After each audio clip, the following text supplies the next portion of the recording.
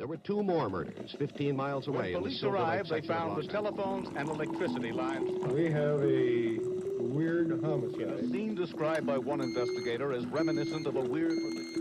Morning. Cup of murder. Sometimes when an area is overrun by crime, it becomes difficult to solve even the most devastating cases. On October 24th, 1978, a woman's body was found in a case that, though there seemed to be a major breakthrough, remains unsolved. So if you like your coffee hot but your bones chilled, sit back and start your day with a morning cup of murder. Before we talk about the crime that took place today, I want to take a second to set the scene, to explain the background behind the story that helped shape a horrible death. Mount Isa in Australia is a place with a long history of murders and unsolved crimes.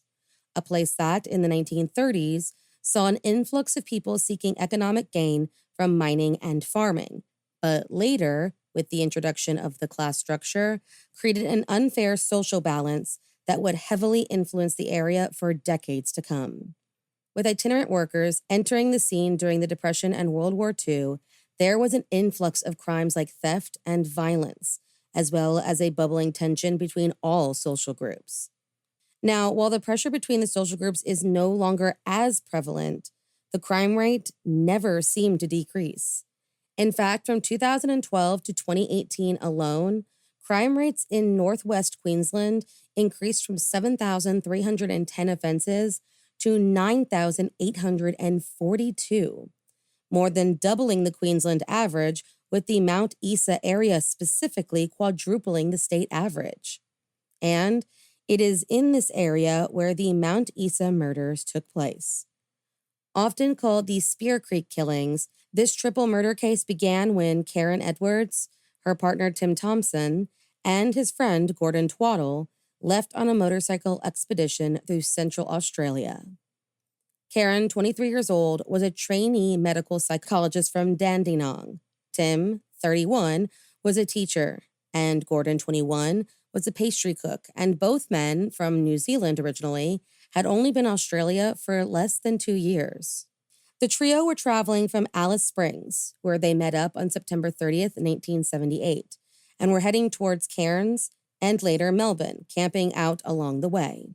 With Karen and Tim in a red and gold 1977 BMW 100S with a handmade sidecar carrying their gear and 9-month-old Doberman, and Gordon in a blue 1977 Suzuki GS 750, the friends made 4 stops on October 3rd and camped overnight in the Berry Caves. This is around the time that they met up with another motorcyclist who traveled on with them to their campsite. On October 4th, it is believed that this male stranger continued to travel with the friends until they reached the Moondara Caravan Park, where the trio and dog checked in for 2 nights. That night, an unidentified man driving a brown and white Toyota Land Cruiser joined them at the site, and the following morning, Karen, Tim, and Gordon were seen leaving the caravan park in this vehicle. That afternoon, the driver hastily packed up the camp and took the couple's dog. This was the last day that the trio of friends were ever seen alive and well. The following day, Tristy, the Doberman, was found abandoned at the Mount Isa dump and was later euthanized before Karen, Tim, or Gordon were ever found. Things remained quiet until October 16th, when Gordon's bike was found abandoned in Mount Isa. And on October 24th, an even more devastating discovery was made when a local resident and his wife were out exercising their dogs and found the body of Karen Edwards. Found shot to death, she was near Spear Creek, laying sprawled out against a tree. The next day, while officers were still trying to put everything together, the bodies of Tim Thompson and Gordon Twaddle were found nearby and similarly positioned.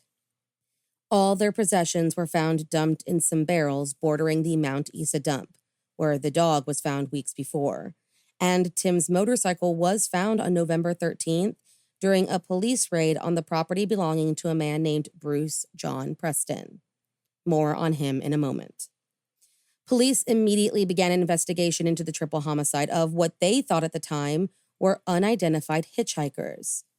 Because each body had been stripped of their personal belongings, including their identification, it took a while to figure out exactly who the victims were.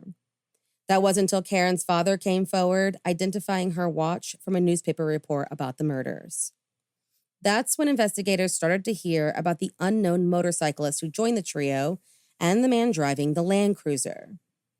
Pretty much immediately, it was that driver who became their prime suspect, and investigators tried their best to link the triple murders to other murders in the Mount Isa area that happened around the same time, which is how famed killer Ivan Milat became a person of interest for a short while. The problem was, no matter what thread they followed, nothing seemed to lead to any answer, let alone an arrest. Decades passed, and in 2018, detectives from the Cold Case Investigation Team, along with the Mount Isa Criminal Investigation Branch, launched a review of the case, and in doing so, looked over witness reports from back during the original investigation. In March of 2019, a new appeal was made urging anyone with information to come forward. And with that, almost 50 new leads were called in within the span of a week. Then, on April 12, 2019, a 63-year-old man from Goulburn was arrested and charged with 3 counts of murder. His name? Bruce John Preston, a former prison guard who was interviewed by police back in 1978 when they found him in the possession of Tim Thompson's BMW, which he claimed he had simply found. At the time, they thought his only crime was stealing the bike, and he was convicted of theft and fined $300. Bruce Preston was also on a motorcycle trip across Australia at the time of the murders and was seen with the victims the night before they disappeared. And remember how they were last seen inside of a brown Toyota Land Cruiser? Well, at the time of the murders, Bruce's father owned a car that matched that description. Despite all of this, Bruce Preston remained steadfast in his innocence. Then, in July of 2023, it was reported that all charges against him were dropped, and he walked out of the Supreme Court a free man. That seems to be the last update on the case that I could find. Thank you for joining me in my morning cup of murder. Please join me again tomorrow to hear what terrible thing happened on October 25th. Don't forget to rate and subscribe and let me know how you like it. If you want to help support the podcast, there's always Patreon or just sharing it with your true crime obsessed friends. And remember, stay safe. Not all love is built to last. On October 25th, 1976, a woman was born who would be at the center of a murder case. One that she insisted was a suicide, completed by a devastated man in love. So if you like your coffee hot but your bones chilled, sit back and start your day with a morning cup of murder.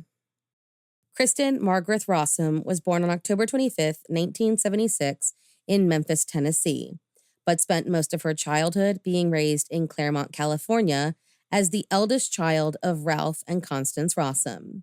Both parents in academia, Kristen's childhood seemed like the picture of suburban bliss. She was described as intelligent, vivacious, and beautiful, enough so that she modeled for department stores as a child. However, despite doing so well in school and being described so favorably, underneath the surface was a young girl who was introduced to methamphetamine when she was just a junior in high school. Within weeks of that first hit, the 16-year-old was absolutely hooked, and the straight-A student started sliding down a very dangerous path. Her grades plummeted, she began losing weight at an alarming rate, and she began cutting off her family and any friends who weren't part of her new circle of fellow addicts. According to the sources, Kristen began lying, manipulating, and then stealing in order to feed her new habit. And though they initially tried to overlook the changes within their daughter, eventually Ralph and Constance Rossum couldn't ignore the issue any longer, especially when they came back home from a cruise to discover that their credit cards, personal checks, and video camera were all missing. They confronted Kristen, and though she said that some friends of hers stole the items, she did admit to using the money to buy some drugs. The incident was never mentioned to the police.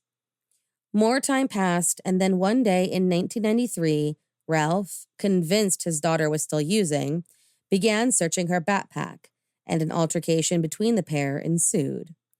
At some point, he hit Kristen several times in the arm, resulting in bruising, and overcome by shame and self-loathing, she picked up a kitchen knife and slashed her wrists.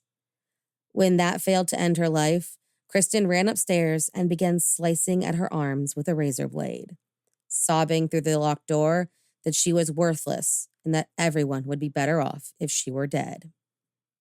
This was a huge escalation in behavior. Yet for one reason or another, Kristen's parents treated the wounds themselves and never contacted the authorities. Constance would later tell sources that they were afraid of what would happen if they took her to the hospital. A few days later, however, a teacher noticed the marks and bruises on Kristen's arms and called a police officer to the school to investigate.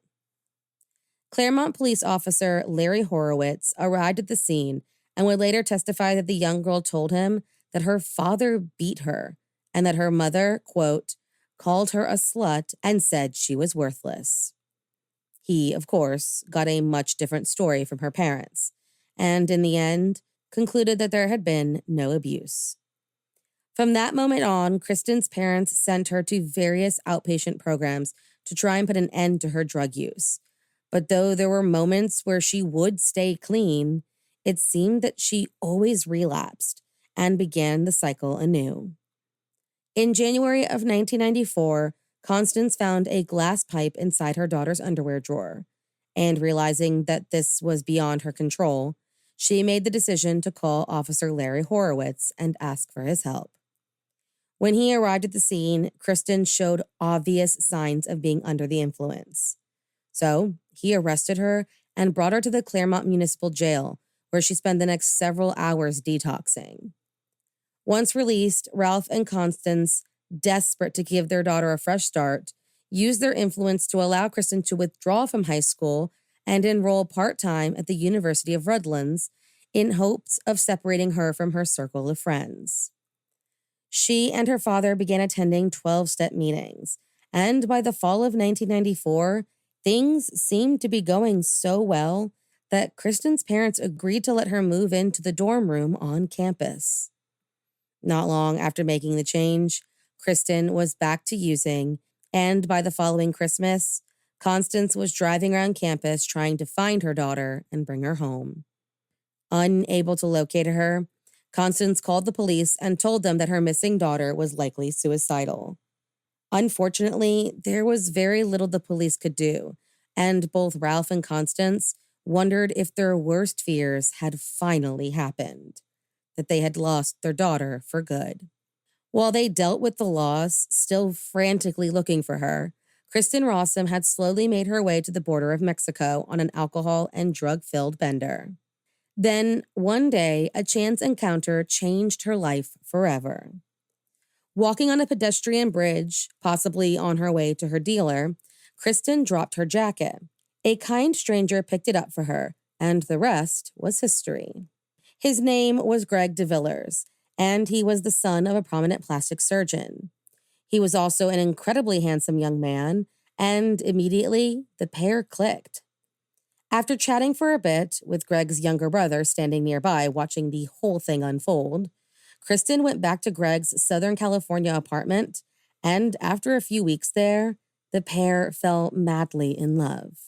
Not too happy with the new couple, Greg's brothers, Bertrand and Jerome, were fully aware of Kristen's drug problem and noticed that things in their apartment started disappearing shortly after she moved in. But Greg was smitten and, not listening to his brother's concerns, vowed to stick around and help Kristen get clean. And by May of 1995, it seemed like he had been successful. Kristen was clean, had reestablished contact with her worried parents, enrolled at San Diego State University, where she graduated with honors in 1998, and despite her history, she began working as a toxicologist at the San Diego County Medical Examiner's Office. To those who knew and loved Kristen Rossum, Greg DeVillers was the angel who saved her. In 1999, the pair finally married. However, by the following year, Kristen found herself engaging in an extramarital affair with her boss, Dr. Michael Robertson, a man who she would later describe as a, quote, big hunk of an Australian guy. The pair first met in the spring of 2000, while Kristen worked cataloging any and all drugs that came into the office in connection with a death. By early May, Kristen began receiving personal emails and notes from the doctor. And on occasion, she would come into the office and find a flower delivery waiting for her at her desk. A later search would turn up notes from Dr. Robertson and IOUs for things like, quote, a night of lovemaking. Despite all that he had done for her, it seemed that Kristen no longer wanted to be in a relationship with Greg DeVillers. By June, she and Dr. Robertson, who was also married, were sleeping together and making plans for their future. Meanwhile, Greg, none the wiser, was telling people how excited he was to start a family with his wife. Kristen, hearing this, began searching for an apartment and told her friends that she planned on leaving her marriage. Sources aren't entirely clear on how exactly Greg found out about his wife's affair, but sometime in late 2000, he found out that not only had she been sleeping with another man, but that Kristen had also resumed her meth habit. Greg threatened to expose both lies to the medical examiner's office if she did not quit her job, a threat he never saw to fruition because on November 6, 2000, 26-year-old Greg DeVillers died from a lethal dose of fentanyl. According to sources, after telling Greg over the weekend that she planned on leaving him, Kristen was getting ready to go to work that Monday when she noticed that her husband wasn't getting out of bed like usual. She said that he seemed really sluggish, words slurred, and that it seemed almost like he was under the influence of some sort of substance. Despite this, Kristen went off to work and called Greg's employer to tell him that he would not be in that day. When she came home around lunchtime, she said that Greg told her he had taken Oxycontin and clonazepam. And when she came back a few hours after her shift, she found him lying in bed asleep and snoring. However, when she went to go check on him later that night, Kristen said she noticed that he wasn't breathing, called 911, and tried to administer CPR. She would later tell officials that, while trying to save her husband, she pulled the bedspread back in order to bring him to the ground and noticed red rose petals covering his body. With their wedding pictures in bed with him, Kristen later said, quote, he'd given me a dozen beautiful long stem roses for my birthday. I think he was just making a statement that he knew our relationship was over. When paramedics arrived, they tried to revive Greg, but after a few minutes, he was pronounced dead. From the very beginning, Kristen Rossum claimed that her husband, devastated over the end of their marriage, took his life and used those rose petals to make a statement. However, Greg DeVillers' family was not convinced, and his brother Jerome began a relentless campaign trying to convince the police to take a closer look at the case, claiming that his brother was actually murdered by his wife, or at the very least, she engineered his death. He even stated that the entire thing was inspired by her favorite movie, American Beauty.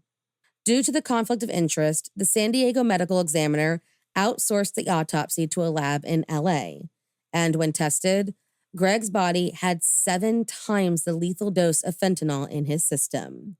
While this wasn't enough to point away from suicide, they did determine that if he did indeed take that much fentanyl himself, he would have likely fallen unconscious almost immediately, which meant that he wouldn't have time to dispose of the container the drugs were in, and residue would have been found somewhere in the bedroom.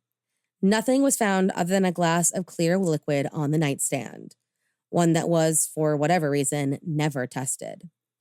The autopsy also uncovered fluids inside Greg's lungs, a sign that he had been unconscious or close to it for a minimum of 6 to 12 hours before taking his final breath, which would have made it highly unlikely that he took the time to pull out his wedding photos and lay flower petals all over his body.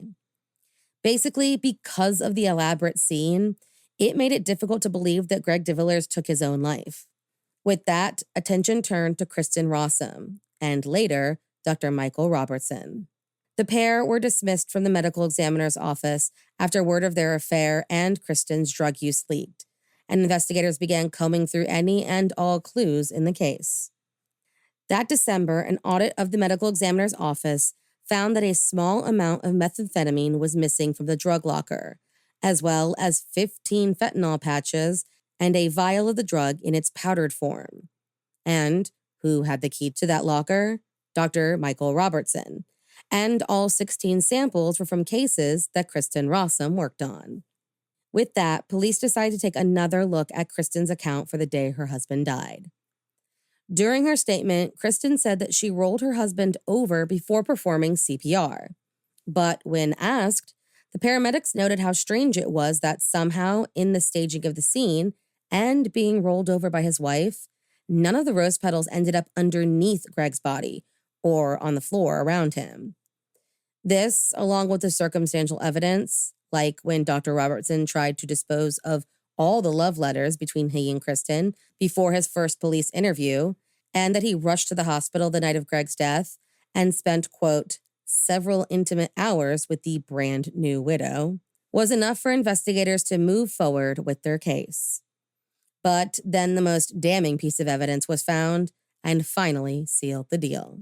At some point during their searches, a receipt from a local supermarket was found from the day Greg DeVillers died. It was issued at 12:41 p.m., the same time Kristen claimed that she was sharing a bowl of soup with her ill husband. What did the receipt show? The purchase of a single red rose. Though she would later claim that she purchased a yellow rose for her lover, this was enough for investigators.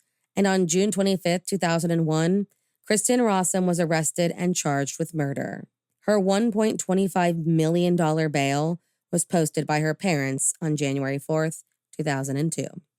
At the trial, where Kristen took the stand for a grueling 8 hours, the prosecution accused her of murdering her husband to keep him from telling her bosses about the affair and her drug use. The defense, however, argued that Greg DeVillers told his wife was leaving him, was suicidal, and poisoned himself as a result. Jerome, however, took the stand and told the jury how his brother hated drugs, and the prosecution presented that damning receipt. In the end, on November 12, 2002, Kristen Rossum was found guilty of first-degree murder, and on December 12th, she was sentenced to life in prison without the possibility of parole, plus a $10,000 fine. Dr. Michael Robertson was never brought to trial, despite the belief that he played some sort of role in the murder. Thank you for joining me in my morning cup of murder. Please join me again tomorrow to hear what terrible thing happened on October 26th. Don't forget to rate and subscribe and let me know how you like it. If you want to help support the podcast, there is always Patreon or just sharing it with your true crime obsessed friends. And remember, stay safe. How can one person's crimes shape an entire nation and alter the course of an election? On October 26, 1974, a man allegedly killed another. A man whose name would soon become cemented in our history books as the person who was used to win a presidential election. So if you like your coffee hot but your bones chilled, sit back and start your day with a morning cup of murder. On October 26, 1974, in Lawrence, Massachusetts, a man named William R. Horton, along with 2 accomplices, robbed 17-year-old Joseph Fournier, a white gas station attendant who, by the end of their crime, lay dead with 19 stab wounds despite cooperating fully with the thieves. His body was stuffed in a trash can, feet jammed up against his chin, and the men left the scene, allowing the young boy to bleed out. Eventually, they were captured, and all 3 men, though William Horton insisted that he waited in the car and had nothing to do with the actual murder, were convicted of first-degree murder, and William was sentenced to life in prison without the possibility of parole. He was sent to the Northeastern Correctional Center. Now, prior to his sentence, a furlough program was created for those who committed crimes and were sent to prison. The original version of this program, however, did not include inmates who were convicted of first-degree murder. That all changed, though, when in 1973, the Massachusetts Supreme Judicial Court ruled that this right should be extended to first-degree murderers because the law specifically did not exclude them. The Massachusetts legislature quickly moved to pass a bill prohibiting the furloughs for such inmates. But in 1976, then Governor Michael Dukakis vetoed this bill, arguing it would, quote, cut the heart out of efforts at inmate rehabilitation. Though the program seemed like a valiant one, and it was for most inmates, William Horton, when given the opportunity, would make many second-guess inmate rehabilitation and would greatly shape the 1988 presidential election, as well as politics as a whole for decades to come. On June 6, 1986, William was released as part of a weekend furlough program and never returned. Trying to get away from police, William crashed the car his nephew let him borrow, took off on foot, and using a series of stolen vehicles and buses, made his way to Florida, where he lived and worked for about a year. After losing his job in construction, he made his way up north to stay with some friends in Baltimore, where on April 3, 1987, he broke into the home belonging to Clifford Barnes and Angela Miller. He bound Clifford to a pole in the basement and spent the next several hours stabbing him over and over again. Then, when Angela came home, he began raping her multiple times at gunpoint. Meanwhile, Clifford managed to escape out the basement window and run to find some help. Though he had no clue what the man's face truly looked like, he was wearing a stocking cap, police rushed to the scene. Unfortunately, by the time they arrived, William had already fled in Clifford's Camaro with a number of stolen items in hand. The vehicle was later found on a nearby road, and after a high-speed chase, William got out of the car, pointed his gun at the police, and sparked a barrage of gunfire. Fleeing on foot, he was captured, injured, in the yard of an adjacent home. 2 days later, he was identified as the Massachusetts inmate who escaped prison, and on October 20th, he was sentenced in Maryland for 2 consecutive life terms plus 85 years for the brutal attacks against Clifford Barnes and Angela Miller. The sentencing judge in the case refused to return William to Massachusetts, stating, quote, I'm not prepared to take the chance that Mr. Horton might again be furloughed or otherwise released. This man should never draw a breath of free air again. Despite the incident, the furlough program remained in effect until Michael Dukakis' final term in office on April 28, 1988. The reason he decided to step down as governor? Because he decided to run for president of the United States.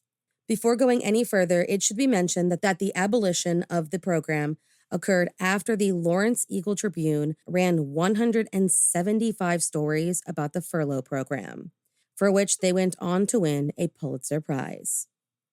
Now, while campaigning, the first person to bring up the failure of the furlough program was Democratic Senator Al Gore, who, during a debate before the New York primary, took issue with the program but never mentioned William Horton by name. But once that information was out there, Republicans began eagerly pulling at the thread, and after Michael Dukakis won the Democratic nomination, they decided to go in for the kill. In June of 1988, the Republican candidate, George H.W. Bush, brought up William Horton's case repeatedly as a way to create doubt and diminish Dukakis' chances. So much so that Bush's campaign manager at the time, Lee Atwater, stated, quote, by the time we're finished, they're going to wonder whether Willie Horton is Dukakis' running mate. After some behind-the-scenes meetings, Lee Atwater and the other Republican consultants agreed that they should, quote, go negative against Michael Dukakis, and focused on the negative effects of the furlough as their slam dunk. Opinion soon turned against Dukakis. Campaign ads were run in an effort to attack his abilities, one of which was considered racist and was denied by the Bush campaign staff. And William Horton's crimes were used as the leg up they needed to knock him from the running. Some of these moves were well received, while others definitely were not.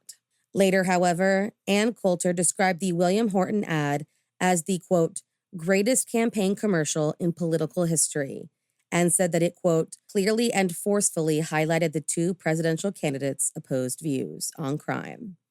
Others say it stoked racial animosity and that the ad itself was race baiting. Regardless, William Horton's crimes were taken and made political, and because of that, they will always be remembered as part of American history.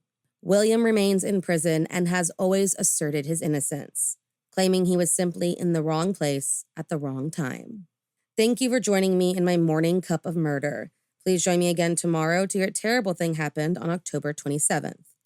Don't forget to rate and subscribe and let me know how you like it. If you want to help support the podcast, there's always Patreon or just sharing it with your true crime obsessed friends. And remember, stay safe. How can a person escape prison? More to the point, how can someone escape not once, not twice, and not even 3 times? On October 27, 2006, a man was sentenced for crimes he committed, the bulk of which occurred during his many escapes from law enforcement. So if you like your coffee hot but your bones chilled, sit back and start your day with a morning cup of murder. Umesh Reddy was born sometime in 1969 into a village in the Chitradurga district of Karnataka, India. After being selected for the Central Reserve Police Force, the CRPF, Umesh was posted in Jammu and Kashmir, where he would guard the house of a commandant. While doing so, Umesh made the bold attempt to rape the man's daughter.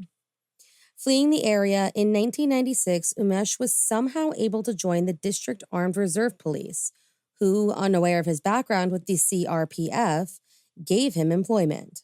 He was charged in a road rage incident shortly thereafter, but the crime was ignored by his inspector, who dubbed it a, quote, petty case.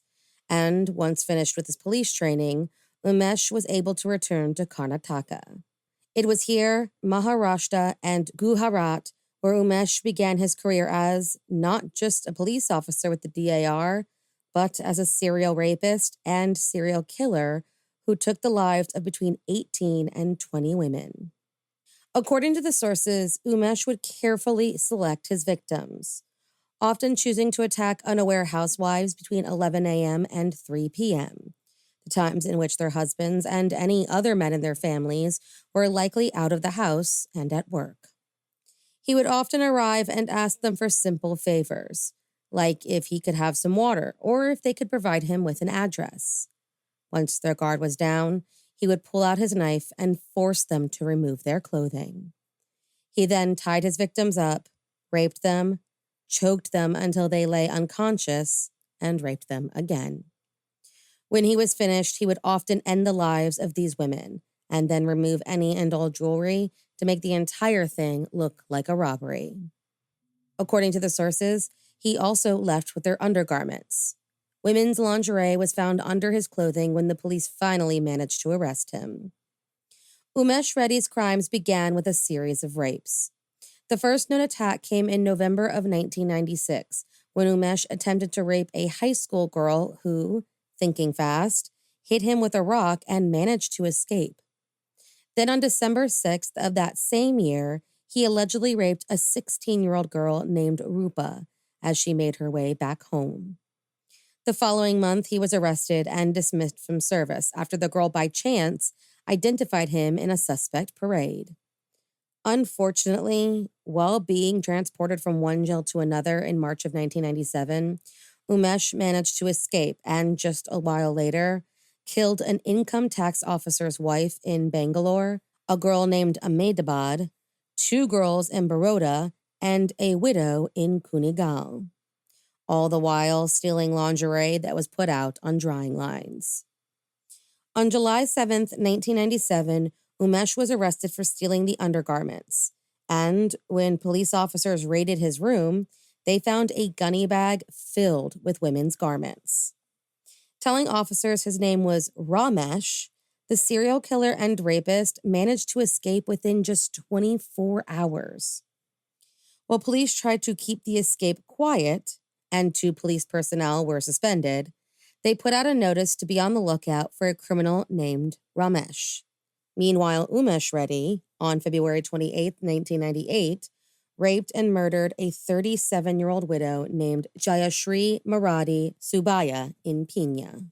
She was found by her 8-year-old son when he returned home from school, and according to the boy, The killer was still in the house and told him that an evil spirit had entered his mother's body and that he had to tie her to the window grill as a result. While the boy went to go find a doctor, Umesh, who repeatedly raped the woman's dead body, fled the scene. He then attempted to rape another woman in Pina, but she managed to raise the alarm and Umesh was forced to jump from her first-story window and tried to escape. He sprained his ankle and was captured by responding neighbors. Back in police custody again, Umesh escaped again, but was rearrested before he could claim any more victims. The same could not be said after he escaped in March of 2002, after, by his accounts, he bribed the officers with rum and chicken. Over the next 2 months, Umesh Reddy raped 3 young women, stole phones and credit cards, and somehow managed to get a job as a waiter at a hotel. That's where he stole cash and clothing before fleeing to Deward. On May 17, 2002, Umesh Reddy arrived in Bangalore from Tumkur and, leaving his luggage in a cloakroom at the railway station, visited a salon to get a haircut and a shave. As he entered the building, a rickshaw driver recognized him from the newspapers about his escape and called his elderly brother at a nearby telephone booth to explain who he just saw and ask him to grab the police. Meanwhile, he stayed outside of the salon to make sure Umesh didn't escape yet again. As he exited and started to make his way back to the railway station, the driver kept police aware of his movements and continuing to follow close by. Finally, Umesh Reddy was apprehended, and though he claimed to be someone else, he was taken into police custody one last time. Umesh Reddy eventually confessed to raping and killing 18 women. However, police believed that number of rapes was probably closer to 20. There might even be more than that, considering the social stigma that likely kept these women and young girls from reporting their assaults.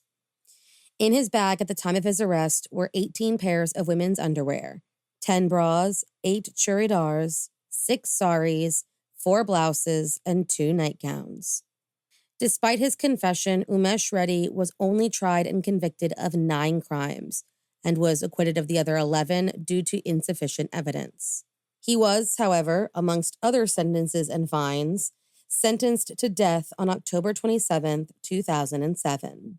Because a death sentence is the maximum in India, the case was referred to the High Court as per procedure, and after some division, his sentence was upheld in 2009. It was confirmed again by the Supreme Court in February of 2011, and in May of 2012, the government of Karnataka rejected Umesh's plea for mercy. The president did the same the following year, but on November 4, 2022, the Supreme Court commuted his sentence to 30 years in prison. Thank you for joining me in my morning cup of murder. Please join me again tomorrow to hear a terrible thing happened on October 28th. Don't forget to rate and subscribe and let me know how you like it. If you want to help support the podcast, there's always Patreon or just sharing it with your true crime obsessed friends. And remember, stay safe. On October 28th, 1972, a woman was born who would find herself at the center of an unsolved case. A woman whose story is made all the more difficult to solve due in large part to her out-of-character behavior the night of her murder. So if you like your coffee hot but your bones chilled, sit back and start your day with a morning cup of murder. On February 28, 1996, Joanne Jody Lecornu, 23 years old, got into a fight with her live-in boyfriend, and when she left for work at the local bank the morning after, he told her not to come back home. So when Jody finished her shift that day, she went to her usual local hangout, the Mount Washington Tavern in Baltimore, Maryland, and stayed there until the bar closed down. All of her actions on this fateful day, when later revealed, seemed to be the complete opposite of what was normal for Jody. Described as an incredibly anxious woman, she often asked coworkers to watch her walk to her car, ensuring her safe arrival, and would ask her sisters to walk quickly to the car in case someone was there waiting. She was intensely afraid of being the victim of violence and was scared to death of being shot. Yet, when the bar closed down that night, she agreed when the manager asked her if she would drive one of the employees home. After dropping the boy off, Jody went to an ATM near the Calder parking lot in Baltimore City, and shortly thereafter, picked up a 6-pack of beer. Though the rest of the timeline is relatively vague, Jody allegedly sat in the parking lot from 2 a.m. to just before 3:40 a.m. making a few phone calls. Then at around 3:40 in the morning, now March 2nd, 1996, Colonel Andre Davis answered a 911 call and responded to shots fired on York Road in Towson. When he arrived, he found Jody LeCornu dead from a gunshot wound. According to the witnesses, men who were unloading a delivery truck at a restaurant nearby, Jody was sitting across the street in her white Honda Civic making phone calls when someone drove up beside her, walked over, spoke with her for a brief moment, and then pulled out the firearm. The stranger's car was a white BMW, and though the delivery drivers couldn't get a good look at his face, they said the gunman was a black man between 5'10" and 6'1", 200 to 220 pounds, was likely in his mid-40s to his early 50s, and wore a green fatigue-style jacket. He approached Jody, and though no one knows for sure what happened in the minutes before the trigger was pulled, the bullet traveled through the passenger window, pierced the driver's seat, and lodged into Jody's back. She managed to drive across the street into the parking lot of a giant food store, but by the time police arrived, she was already deceased. The witness, who drove to a nearby gas station to call the police, said that this man then drove over to where Jody's car was, got out of his car, and casually looked around. He then reached inside of Jody's car to turn something off, like the lights, grabbed something unknown, looked around again, and then got back in his car and slowly drove off. Though fingerprints were taken from inside of Jody LeCornu's vehicle, none belonged to the suspect. With that, any and all leads seemed to dry up, and the case pretty much immediately went cold despite the fact that there were witnesses and even video surveillance of the attack. On March 4th, 1996, Baltimore County investigators told the press that they believed the whole thing was a robbery gone wrong, and that Jody's purse was missing from her vehicle. There were claims over the passing days and months about possible drug or police connections at the tavern where Jody sat in the hours before her murder. And even though those who knew Jody explained how out of character her actions were that night, the case seemed to go nowhere. Everything led to a dead end, it seemed, and no one came forward with any indications of who their suspect might be. Things remained frozen for decades. Then in 2021, the police crime lab arranged for DNA testing, but when they went to actually run the tests, they found out that far too many people had made physical contact with Jody's clothing, and that even with today's technology, it was impossible to sort out what belonged to who. In 2020, at the 26-year mark, police made a public plea for information about Jody LeCornu's case, which by that point was the largest file at the department. There is also a $100,000 reward that the family hoped would entice someone to finally come forward. But again, the case remained stagnant. Those who love Jody still, in the year 2024, fight to find answers. A suspect has never been identified, and the almost 3-decade-old case, as it stands, is still unsolved. Thank you for joining me in my morning cup of murder. Please join me again tomorrow to hear what terrible thing happened on October 29th. Don't forget to rate and subscribe and let me know how you like it. If you want to help support the podcast, there's always Patreon or just sharing it with your true crime obsessed friends. And remember, stay safe. Not all cases receive the same coverage. On October 29th, 2005, a young girl was born who would disappear after just 8 short years. A bizarre case that received very little coverage, and as such, remains unsolved. So if you like your coffee hot but your bones chilled, sit back and start your day with a morning cup of murder. Relisha Tanau Rudd was born on October 29th, 2005 in Washington, D.C., and lived in an apartment with her mother, Shamika Young, and her 2 younger brothers, Irvine and Antonio Jr. Relisha loved her brothers dearly, and took on the role as their second mother, playing with them whenever she could, helping with their chores, but growing stern and authoritative when necessary. This maternal instinct, according to loved ones, didn't just stop at her siblings. According to Relicia's grandmother, the young girl often offered to help other parents with their babies and was described by almost everyone who knew her as kind-hearted, friendly, lovely, and incredibly sweet. The kind of girl that was everyone's friend and who you couldn't help but love deeply. In the year 2012, Relicia's family moved into a shelter that was formerly the DC General Hospital, and at some point during their multi-year stay, she befriended the organization's 51-year-old janitor, Khalil Tatum, a man who happened to have a criminal record that included burglary, larceny, and breaking and entering. He also spent about 17 years in prison over the course of 2 separate sentences.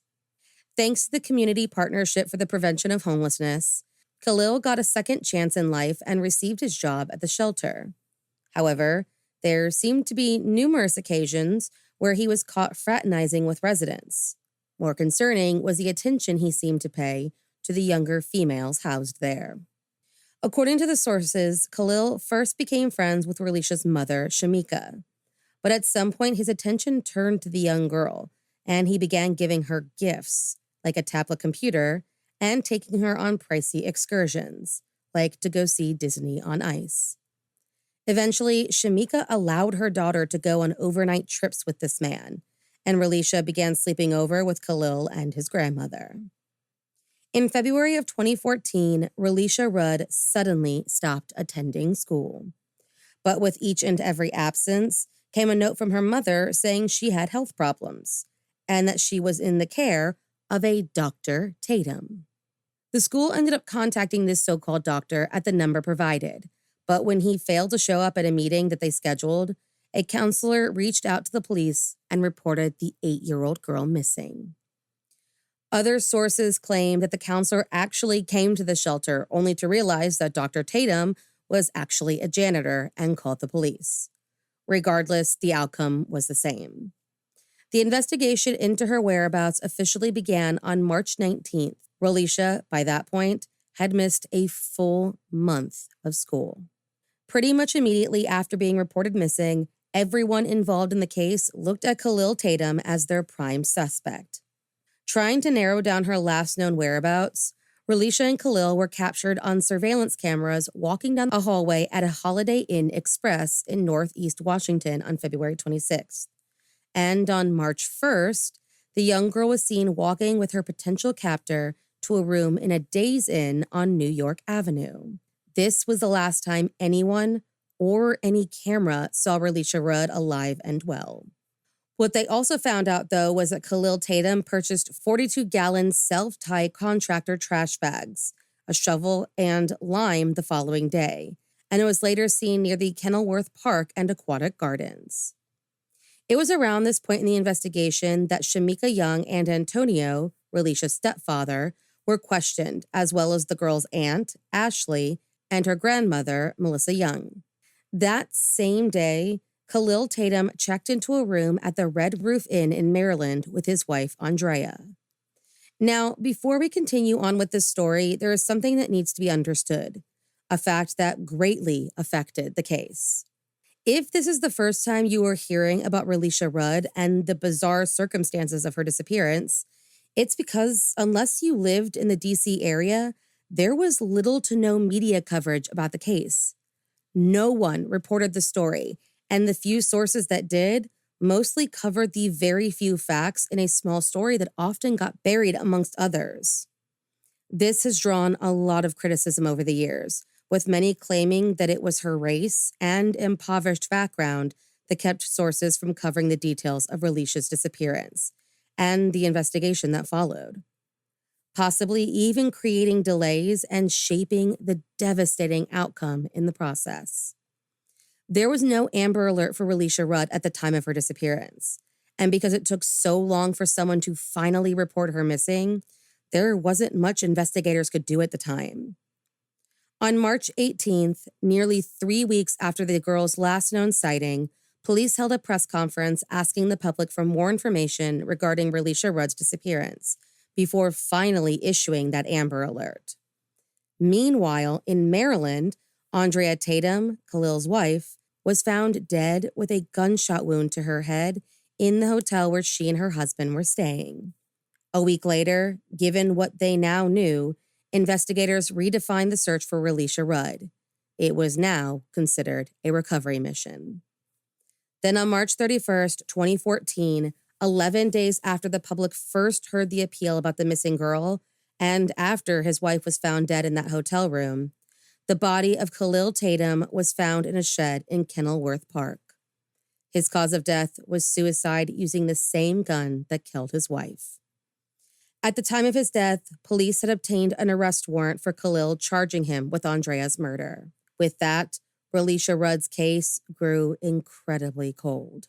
In October of 2017, Shamika Young, Antonio Wheeler, and Relisha's grandmother, Melissa Young, appeared on the Steve Wilkos show. While Shamika publicly refused to take a polygraph test, Antonio and Melissa agreed, and when asked if they participated in Relisha's disappearance in any way, both stated that they had not, and the test confirmed that they were telling the truth. Many believe that Relisha Rudd was killed shortly after her disappearance by Khalil Tatum. It seems to be the most obvious and widely accepted theory on the case. Some say that, if she was not murdered by this man, she may have been sold to sex traffickers. However, this theory was ruled out by the investigators. They do seem to agree, however, that Relisha was being sexually exploited by Khalil Tatum, and according to a senior law enforcement official, may have even been pimped out to other men. Andrea, who may have found out about her husband's activities, may have been killed to keep silent.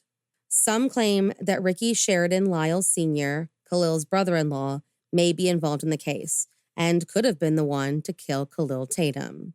According to Shamika Young, as stated on the Steve Wilkos show, he had been shot twice. Law enforcement has ruled Ricky out as a person of interest. In 2020, an age progression photo of Relisha Rudd was released to the public, and pleas for information were made as recently as March of 2023. The system that failed Relisha Rudd seems desperate to try and make it right, but as of now, there are no updates in the case. It remains unsolved. Thank you for joining me in my morning cup of murder. Please join me again tomorrow to where terrible thing happened on October 30th. Don't forget to rate and subscribe and let me know how you like it. If you want to help support the podcast, there's always Patreon or just sharing it with your true crime obsessed friends. And remember, stay safe.